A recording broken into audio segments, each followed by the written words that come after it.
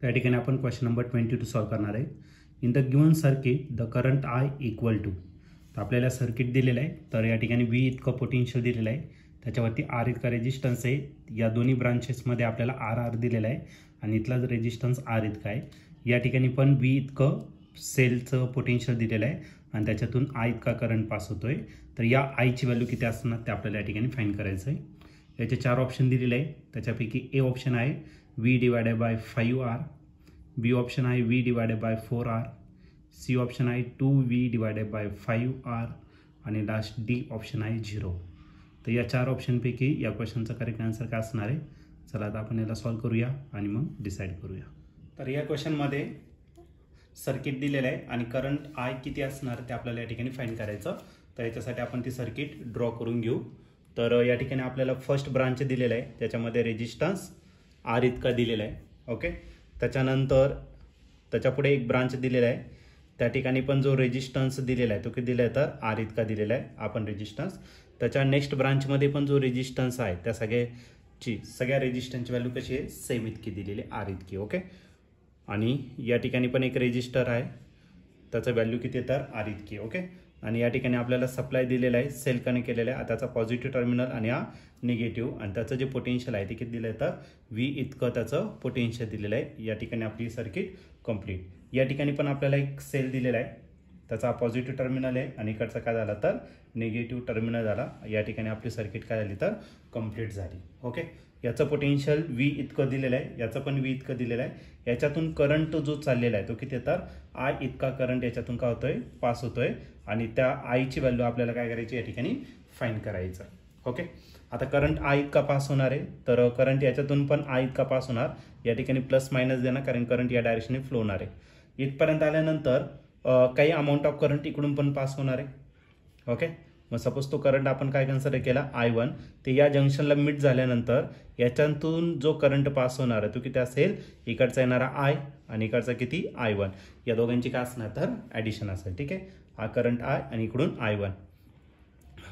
आता करंट या डायरेक्शनने फ्लो होणार आहे म्हणजे हा प्लस घेतला हा मायनस घेतला, करंट इकडे फ्लो होणार आहे हा प्लस घेतला हा मायनस घेतला, हा करंट इकडे पास होणार आहे I मायनस I1 इतका. ओके, तो या जंक्शनला आल्यानंतर इकडे जाणार आहे तुमचा I1 आणि इकडे जो करंट असेल तो किती तर आय इतका करंट पुन्हा या ठिकाणी रिटर्न होणार आहे. ओके,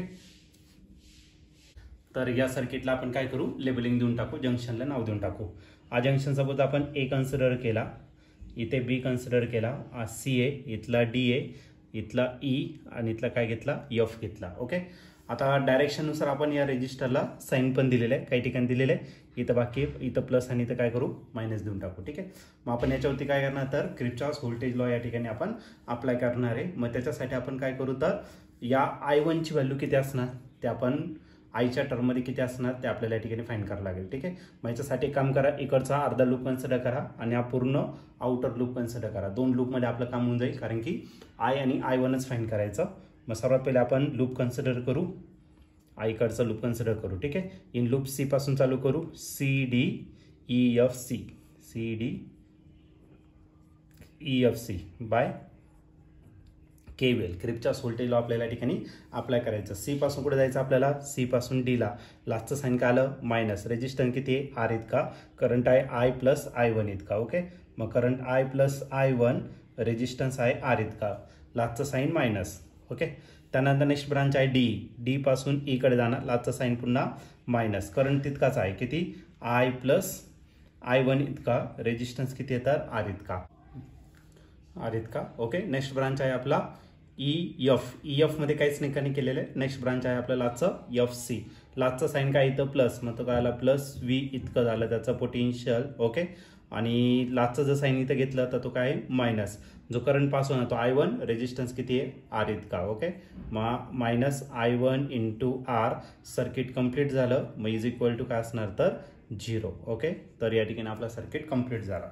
मग एक काम करा, याला फक्त सिम्प्लिफाईड करून घ्या, ही सगळी टर्म मायनस आहे, राईट साईडला काय होणार आहे प्लस, म्हणजे इथं करायला फक्त V, आर राहिला तुमचा I प्लस I1 आर, पण असे 2 टर्म्स आहे. मग याला काय करू आर इंटू त्याला काय करू आपण 2 ने मल्टिप्लाय करू. ओके, आणि हा मायनस इकडे जाणार काय तर प्लस, मग तो याला I1 आर इतका झाला. ओके, मग V इज इक्वल टू याने जर मल्टिप्लाय केलं 2 तर काय भेटणार 2R आणि इथला करंट झाला आय इतका. ओके, आणि आपण किती झाला 2R आणि करंट किती आहे I1 प्लस हा I1 R इतका झाला. ओके, मग V is equal to 2IR 2 + 1 किती झाला 3, तर हा झाला 3I1 R इतका झाला. याला आपण काय करू, इक्वेशन 1 कन्सिडर करू. ठीक आहे, तर हे झालं तुमचं काय तर फर्स्ट इक्वेशन. त्याच्यामध्ये आपण काय केलं तर V ची व्हॅल्यू या ठिकाणी आपण फाइंड केलेलं आहे. ओके, आता नेक्स्ट लूप कन्सिडर करू. नेक्स्ट लूप हा आउटर लूप या ठिकाणी आपण कन्सिडर करणार. ओके, मग कोणता लूप, इन लूप, तर त्या लूपचं नाव BCDEFA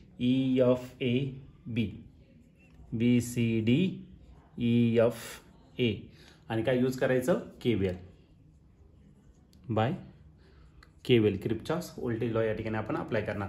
पहिली जी ब्रांच आहे ती आहे BC, लास्टचं साईन काय आलं मायनस, रेजिस्टन्स किती आहे R इतका, करंट किती आहे I इतका. ओके, तर या दोघांचं काय होणार तर मल्टिप्लिकेशन होणार. ओके, IR इतका. ठीक आहे, मग झाला करंट काय I इतका, रेजिस्टन्स किती आहे R इतका. ओके, नेक्स्ट ब्रांच घेतलं तर नेक्स्ट ब्रांच आहे CD, लास्टचं साईन काय आलं मायनस, करंट किती आहे I प्लस I1 आणि जो रेजिस्टन्स आहे तो किती झाला तर R इतका. नेक्स्ट जर ब्रांच घेतलं DE जर घेतला तर लास्टचं साईन मायनस, करंट तितकाचे किती I प्लस I1, रेजिस्टन्स किती असणार तर R इतका असेल. ठीक आहे, त्याच्या पुढे जर गेलात नेक्स्ट ब्रांच कोणती CD झाली आपली, बरोबर ना, CD BC झाली, नंतर CD झाली. आता काय करायचं आपल्याला DE कन्सिडर करायचं. DE पण झालेली. ओके, BC झाली, नंतर CD झाली, नंतर DE पण झाली. आणि त्याच्या पुढे जर घेतलं तर EF मध्ये काहीच नाही, FA मध्ये पण काही नाही, राहिला कोणतं फक्त AB राहिलेला आहे. ओके, तर AB मध्ये जर घेतलं तर लास्टचं साईन इथं प्लस आलं, म्हणजे तो काय आला प्लस V झाला. ओके, आणि सर्किट कंप्लीट झालं, इज इक्वल टू काय असणार तर 0. ओके, तर या ठिकाणी आपली सर्किट कंप्लीट झाली. मग आता परत पुन्हा सगळे मायनस आहे, त्या साईडला काय करा प्लस, फक्त या साईडला काय राहणार आहे V राहणार. ओके, तो प्लस V, या मायनसला सगळ्यांना प्लस करा. मग करायला तुमचा IR, आपण प्लस होणार आहे पण हे दोनदा आहे, म्हणजे 2 टाइम्स काय असणार I प्लस I1 R इतका असेल. ठीक आहे, आणखीन बस एवढंच टर्म राहिलेले. मग V इज इक्वल टू आज आला तुमचा IR प्लस 2ने जर मल्टिप्लाय केलं 2IR प्लस 2I1 R, या दोघांचं जर ॲडिशन केलं तर किती भेटणार, आता 3IR भेटेल आणि हा प्लस 2 किती राहिला I1 R इतकं झालं. हे झालं तुमचं इक्वेशन नंबर 2. जर तुम्ही इक्वेशन 2 आणि इक्वेशन 1 जर ऑब्झर्व केलं तर याच्या लेफ्ट साईडला V आहे, याच्या पण लेफ्ट साईडला काय V आहे, लेफ्ट साईड सेम, याचा अर्थ राईट साईड पण काय असेल सेम. मग आपण लिहू शकतो from equation 2 and 1. Okay, equation 2च्या राईट साईडला काय किती आहे 3IR प्लस 2I1 R आणि इकडे किती आहे 2IR प्लस 3I1 R इतका आहे. ओके, तर या दोन्ही टर्ममधून काहीतरी कॉमन येईल आणि तो म्हणजे काय R कॉमन येणार आणि तर राहिलं 3I प्लस 2I1. सिमिलरली इकडे पण R कॉमन येणार आणि इथं जो राहणार आहे तो किती राहणार तर 2I plus 3I1. RR get का कॅन्सल. मग 2I1 I जो इकडे प्लस आहे, इकडे काय करा मायनस, म्हणजे करायला 3I minus 2I is equal to, plus आहे इकडे काय करा मायनस, मग काय आलं 3I1 minus 2I1. Okay, 3 minus 2 किती झाला I, 3 मायनस 2 किती झाला तो पण 3 मायनस 2 1, मग राहिला फक्त I1. मग I आणि I1 या दोघांची व्हॅल्यू काय आली सेम झाली. मग आपल्याला काय फाइंड करायचं, Iच फाइंड करायचं. मग ही जी व्हॅल्यू आहे ती कशामध्ये पुट करू तर आपण इक्वेशन 1 मध्ये या ठिकाणी काय करणार पुट करतो. मी डायग्राम या ठिकाणी रफ करतो, म्हणजे रिमेनिंग टर्म्स आपल्याला या ठिकाणी राईट करता येईल. ओके, तर या ठिकाणी आपण ही डायग्राम काय करू रफ करून टाकू. आता ही जी I ची व्हॅल्यू आहे I is equal to I1 ती पुट करू, I1 is equal to I ती पुट करू इक्वेशन 1 मध्ये. Okay, put I1 is equal to I in equation first. Equation first काय तर तो आहे V, आज आला 2IR प्लस 2, I1च्या जागी पण काय टाकायचं 3I1च्या जागी पण काय टाकायचं IS टाकायचा. Okay, IR 2IR plus 3IR किती झाला 5IR आणि आपल्याला IS फाइंड करायचा. 5R इकडे मल्टिप्लाय, इकडे काय करा डिवाइड, मग V डिवाइड करायला 5R हे झालं आपलं फायनल आन्सर. मग करंट जो पास होणार आहे तो किती असणार, V डिवायडेड बाय 5R. आणि या ठिकाणी तुम्ही ऑप्शन जर बघितलं तर ऑप्शन नंबर ए जो आहे तो आपल्या या ठिकाणी करेक्टली मॅच झालेला आहे. मग या क्वेश्चनचं जे आन्सर असणार आहे ते ऑप्शन ए. ऑप्शन ए म्हणजेच काय, I = V divided by 5R.